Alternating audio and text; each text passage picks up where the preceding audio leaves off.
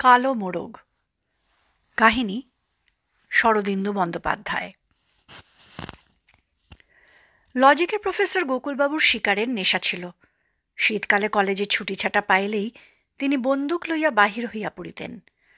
বাঘ ভালুক শিকারে দুরাকাঙ্ক্ষা তাহার ছিল না। ঘুঘু, বন পায়রা, হরিয়াল, বড়জোর খরগোশ হত্যা করিয়া তাহার রক্ত পিপাসা চরিতার্থ হইত। ন্যায়শাস্ত্রের অধ্যাপক গোকুলবাবুর মনটি ছিল অতিশয় যুক্তিপরায়ণ। অমোঘ যুক্তির দ্বারা নিয়ন্ত্রিত হইয়া তিনি বিবাহ করেন নাই। একটি স্ত্রীলোককে কেন তিনি সারা জীবন ধরিয়া ভরণ পোষণ করিবেন, ইহার কোনো যুক্তিসঙ্গত কারণই তিনি খুঁজিয়া পান নাই। অন্তরঙ্গ বন্ধুবান্ধবও কেহ ছিল না। তাহার কাছে এই সকল সম্পর্কের কোনো মানে হয় না। বস্তুত এই মানে হয় না কথাটা তাহার মনের এবং কথার মাত্রা হইয়া দাঁড়াইয়াছিল। ভূত, ভগবান, প্রেম, আত্মবিসর্জন প্রভৃতি কথা শুনিলে তিনি একটু মুখ বাঁকাইয়া বলিতেন, মানে হয় না। নিজের শিকারপ্রীতিরও তিনি একটি মানে আবিষ্কার করিয়াছিলেন। জীবমাত্রে হিংসাপরায়ণ। হিংসাবৃত্তি মানুষের স্বধর্ম। মাঝে মাঝে রক্তপাত না করিলে মনের স্বাস্থ্য খারাপ হইয়া যায়, তাই শিকার করা আবশ্যক। তিনি একাকী শিকারে যাইতেন। তাহার পরিচিতদের মধ্যে কাহারও শিকারের নেশা ছিল না। তাছাড়া গোকুলবাবুর মতে দল বাঁধিয়া শিকার করিতে যাওয়ার মানে হয় না। তাহার একটি সাইকেল ছিল। একনলা বন্দুকটি সাইকেলের রডে বাঁধিয়া তিনি বাহির হইতেন। শহরের ৮-১০ মাইল বাহিরে লোকাল বোর্ডের রাস্তার ধারে একটি মাঝারি গোছের জঙ্গল আছে। শীতকালে যখন বট ও অশ্বত্থের ফল পাকিতে আরম্ভ করে, তখন পারাবত জাতীয় পাখিরা সেখানে ভিড় করে। গোকুলবাবু প্রতি বৎসর সেই জঙ্গলে শিকারের সন্ধানে যান। পৌষ মাসে মাঝামাঝি এক মধ্যাহ্নে গোকুলবাবু সাইকেল চড়িয়া যাত্রা করিলেন। মন্দ মন্থর চরণে সাইকেল চালাইয়া বনের কিনারায় উপস্থিত হইলেন। বনের কিনারায় একটি গ্রাম। গ্রামে এক মুদির দোকানে সাইকেল রাখিয়া বনের মধ্যে প্রবেশ করিলেন। বনটি আকারে প্রায় গোলাকৃতি, ব্যাস অনুমান ৩ মাইল। ইহার নেমিবৃত্ত ঘিরিয়া কয়েকটি ছোট ছোট গ্রাম। কোনো গ্রাম হিন্দু প্রধান, কোনো গ্রাম মুসলমান প্রধান। গ্রামীণেরা সকলেই চাষী। জঙ্গলের চারিপাশে গ্রামগুলির অবস্থিতি দেখিয়া মনে হয় যেন জঙ্গলকে পাহারা দিবার জন্য থানা বসিয়াছে। বনটি খাসমহলের সম্পত্তি হইলেও গ্রামবাসীরা এখানে গরু মোষ চড়ায়। গোকুলবাবু বন্দুক কাঁধে লইয়া বনের কেন্দ্রস্থল লক্ষ্য করিয়া চলিলেন। বেলা ৩য় প্রহর। সূর্য একটু পশ্চিমে ঢলিয়াছে। শস্পাকৃত ভূমি, এখানে ওখানে প্রকাণ্ড প্রকাণ্ড গাছগুলা একক দাঁড়াইয়া আছে। কোথাও বা কয়েকটা গাছ একত্র হইয়া ঘোঁট পাকাইতেছে। বট গাছগুলো ফলে ফলে রাঙা হইয়া উঠিয়াছে। কিন্তু আশ্চর্য, কোথাও একটি পাখি নাই। এই সময় গাছে গাছে ফলাশি পাখির ভিড় লাগিয়া থাকে। আজ পাখিগুলো গেল কোথায়? গোকুলবাবু এক স্থানে স্থির হইয়া দাঁড়াইয়া কান পাতিয়া শুনিলেন। ঘুঘুর উদাস বিলাপ, বন কপতে ফটফট পাখার আওয়াজ, কিছুই শোনা যায় না। তিনি চারিদিকে দৃষ্টি ফিরাইলেন। কই, গরু ভেড়াও তো চড়িতেছে না। বনের সকল পশু পক্ষী শলা পরামর্শ করিয়া একসঙ্গে অদৃশ্য হইয়াছে নাকি? বিরক্ত হইয়া তিনি মনে মনে মন্তব্য করিলেন, মানে হয় না। তবু তিনি অগ্রসর হইলেন। কাল হয়তো একদল শিকারী আসিয়াছিল, দমাদ্দম বন্দুক ছুঁড়িয়া পাখিগুলোকে বনছাড়া করিয়াছে, কিংবা হয়তো বনের অন্য প্রান্তে তাহারা জড়ো হইয়াছে। গোকুলবাবু বড় বড় গাছগুলার তলা দিয়ে চলিতে চলিতে ঊর্ধ্বে গাছের ঘন ডালপালার মধ্যে দৃষ্টি নিক্ষেপ করিতে লাগিলেন। হরিয়াল পাখিগুলা বর্ণজোড়া। তাহারা যখন আকাশে ওড়ে তাহাদের সবুজ রং সহজেই চোখে পড়ে, কিন্তু একবার গাছে বসিলে নিমেষে অদৃশ্য হইয়া যায়। গাছের পাতার সঙ্গে তাহাদের গায়ের রং এমন বেমালুম মিশিয়া যায় যে তাহাদের আর দেখা যায় না। গাছের তলা হইতে শিকারীর অভিজ্ঞ চক্ষু তাহাদের শিলয়ের দেখিয়া চিনিতে পারে।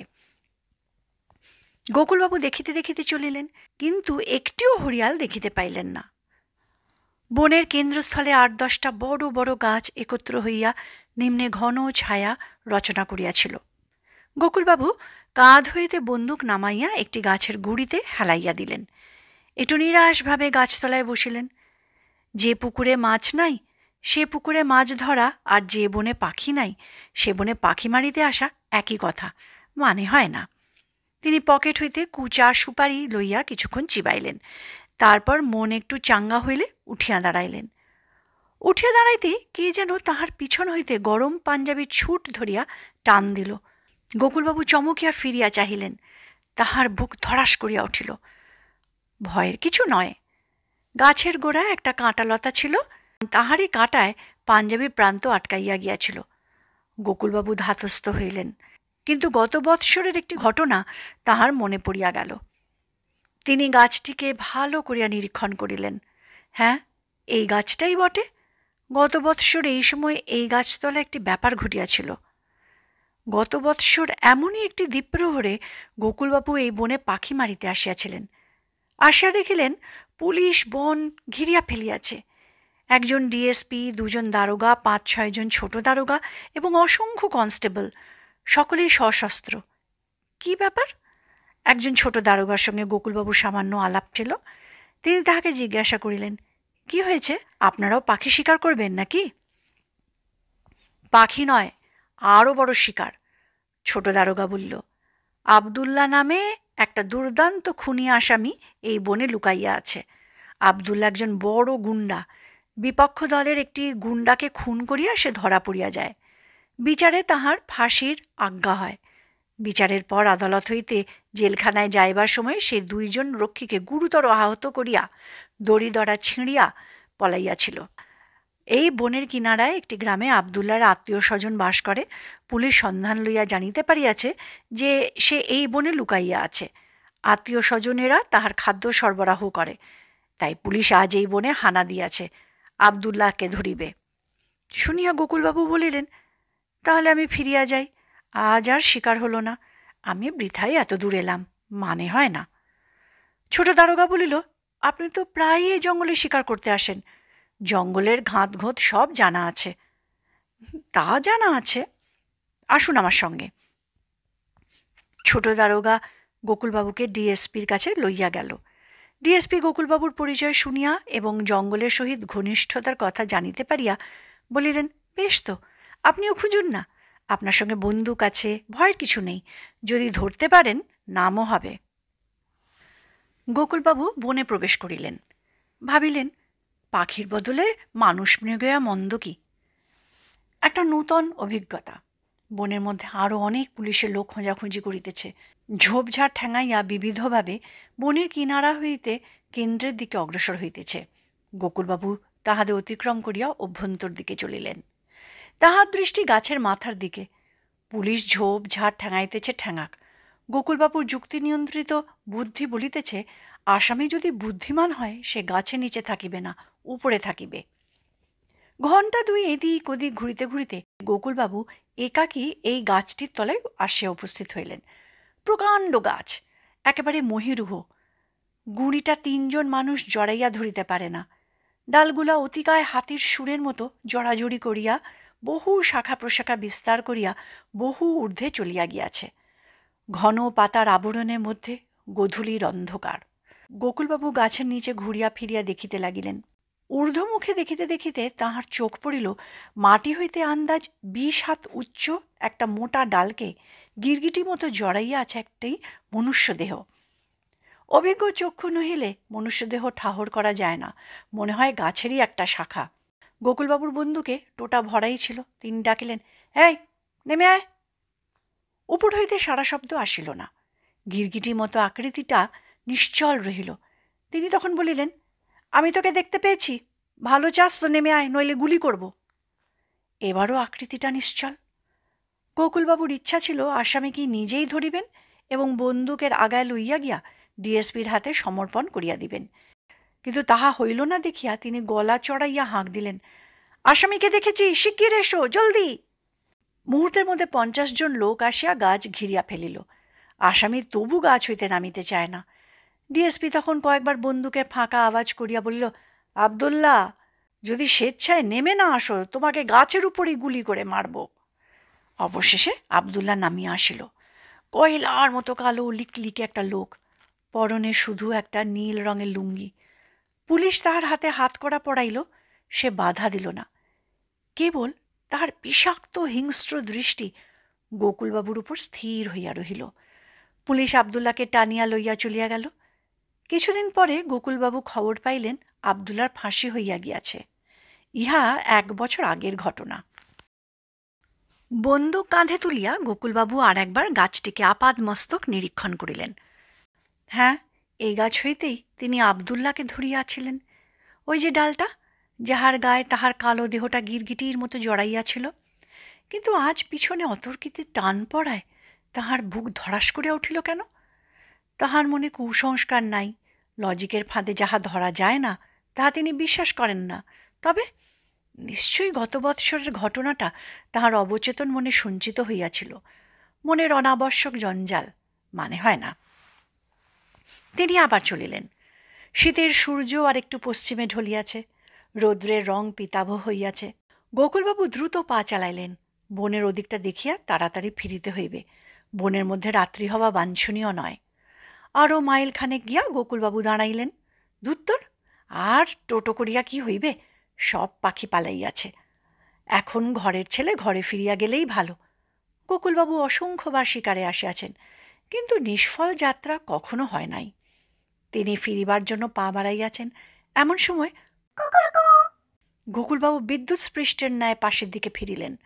পাশের দিকে লম্বা খানিকটা খোলা জমি, গাছপালা নাই।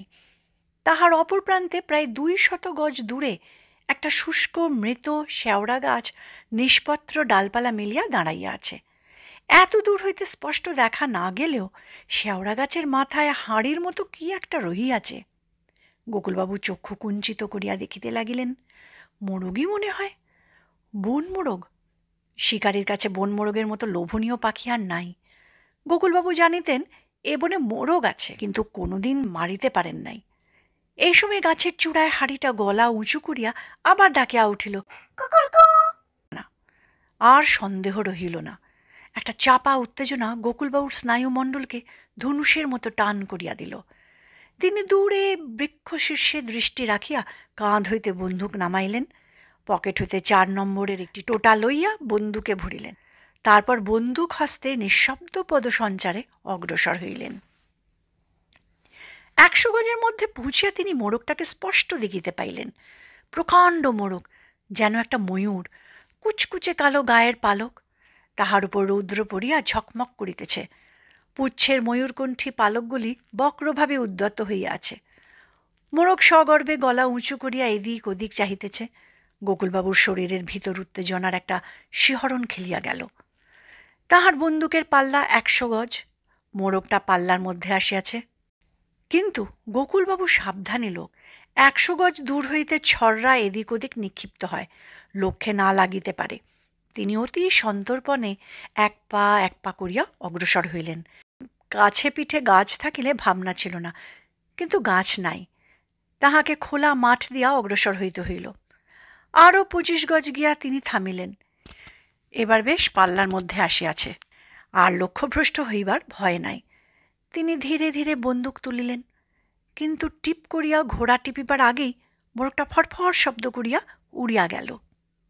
মোরগ জাতীয় পাখি ভালো উড়িতে পারে না, তাহাদের ওজনের তুলনায় পাখনা ছোট, কিন্তু উঁচু হইতে লাফাইয়া পাখনার সাহায্যে অক্ষত দেহে মাটিতে নামিতে পারে। মোরগটা পাখনা নাড়িতে নাড়িতে মাটিতে নামিয়া কক কক শব্দ করিতে করিতে একদিকে ছুটিল। গোকুলবাবু দেখিলেন প্রায় 100 গজ গিয়া মোরগটা একটা গাছের তলায় দাঁড়াইল। তারপর যেন কিছুই হয় নাই, এমনই ভাবে গাছের নিচু ডালে উঠিয়া ডাকিল, গাছের তলায় ছায়া ছায়া, তবু মোরগটাকে স্পষ্ট দেখা যাইতেছে। গোকুলবাবু বিড়াল পদক্ষেপে অগ্রসর হইলেন। তাহার বাহ্য জ্ঞান নাই, সমস্ত ইন্দ্রিয় ওই পাখিটির উপর কেন্দ্রীভূত হইয়াছে। তিনি আবার তাহার পাল্লার মধ্যে উপস্থিত হইলেন। কিন্তু এবারও বন্দুক তোলার সঙ্গে সঙ্গে মোরগ উড়িয়া গেল।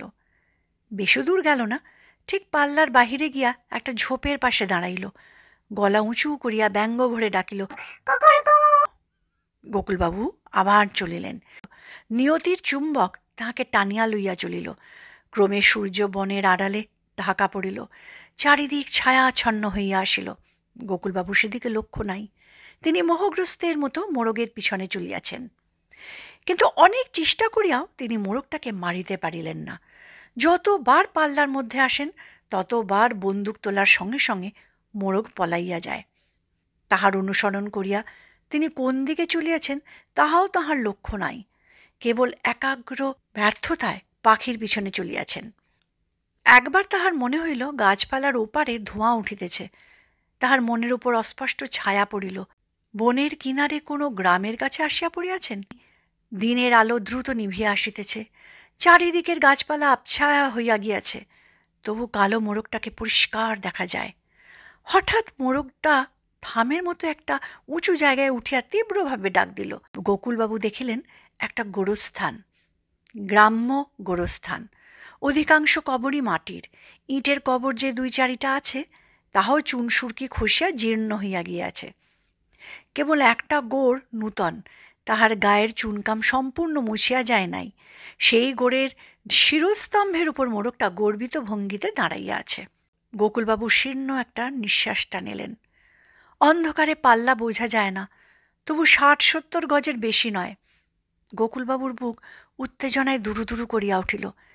এবার ফসকাইলে আর মোরগ মারা যাইবে না।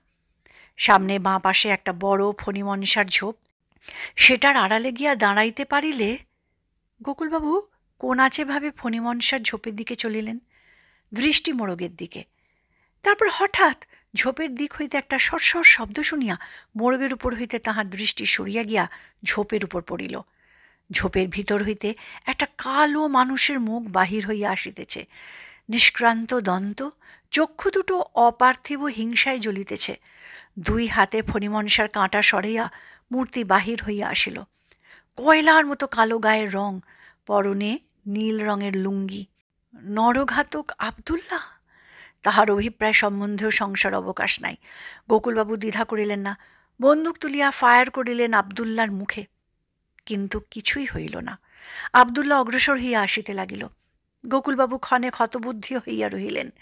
তারপর যে কথাটা সংকটকালে তিনি ভুলিয়া গিয়াছিলেন তাহার মনে পড়িয়া গেল। আবদুল্লার ফাঁসি হইয়া গিয়াছে, সে বাঁচিয়া নাই। গোকুলবাবুর হৃৎপিণ্ডটা একবার উন্মত্তভাবে লাফাইয়া উঠিল। তাহার যুক্তিনিষ্ঠ মস্তিষ্কে শেষবারের জন্য চিন্তার ছাপ পড়িল। মানে হয় না।